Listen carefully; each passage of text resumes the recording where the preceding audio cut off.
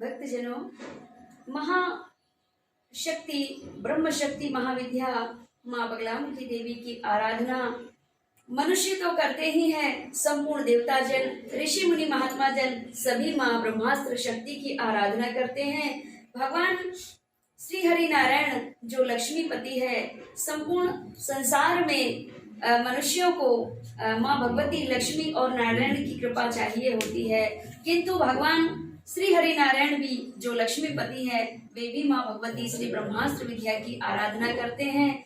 आज हम माँ भगवती ब्रह्मास्त्र के यह मूर्ति स्वरूप के जो हम दर्शन कर पा रहे हैं, ये भगवान नारायण की कृपा से ही हुआ है, क्योंकि एक समय इस वसुंधरा में महाघोर तूफान उठा, गूंज उठी हर जीव की चीखें, गूंज उठा इंसान यहाँ।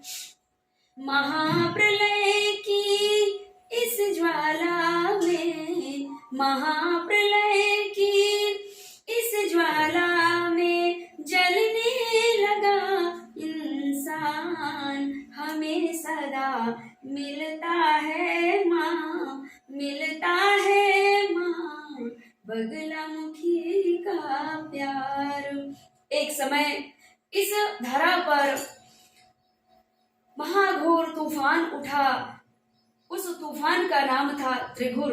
त्रिघुर नाम के राक्षस ने ही भयानक प्रलयकारी तूफान का बवंडर का रूप लेकर के संपूर्ण विश्व में हाहाकार मचा रहा था। उसी समय संपूर्ण देवता जनों की प्रार्थना से, संपूर्ण मानव मात्र कीट पतंगे, संपूर्ण जीव की प्रार्थना सुन करके और भगवान श्री हरि नारायण ने सौराष्ट्र क्षेत्र में हरिद्रा नामक सरोवर में माँ भगवती का दिव्य चिंतन मनन और आराधना किया।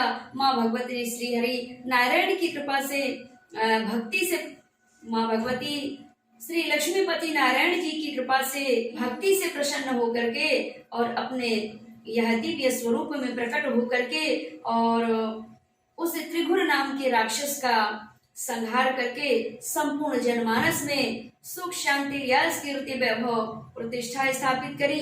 तब से ही माँ भगवती को शत्रु विनाशिनी कहते हैं, रोग मुक्तिदायिनी कहते हैं, सर्व रोग मुक्तिदायिनी कहते हैं, बाधा मुक्तिदायिनी कहते हैं, सर्व मंगल कारिणी कहते हैं। माँ भगवती ब्रह्मास्त्र की आराधना करने से जीवन में सर्व सुखों की प्राप्ति होती है, सर्व शत्रुओं का विनाश होता है, सर्व बाधाओं से मुक्ति मिलती है, सर्व संकटों से मुक्ति मिलती है और जीवन में ऐसा कोई कार्य ही नहीं रहता जो माँ भगवती ब्रह्मास्त्र की आराधना करने से पूर्ण ना हुआ हो। सर्व कार्य पूर्ण होते हैं, सर्व बाधा मुक्त होता है मनुष्य और अंत गति को जब प्राप्त होता है तो माँ भगवती के श्री चरण कमलों में ही उनको निवास स्थान मिलता है। आत्मा भी बड़ी परम पतित पावन होती है, जिन्हें इस कली काल में शरीर धारण करने के बाद माँ भगवती ब्रह्मास्त्र की भक्ति करने का सौभाग्य प्राप्त होता है।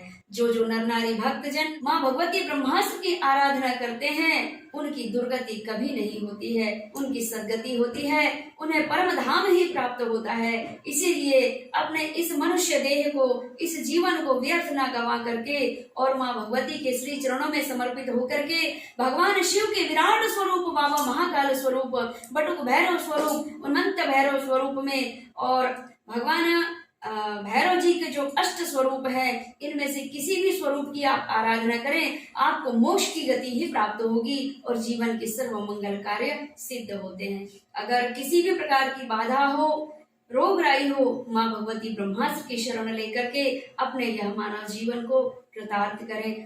आज के सत्संग में इतना ही। जय माँ ब्रह्मास्त्रे, जय माँ पीताम्बरा, जय श्री माँ।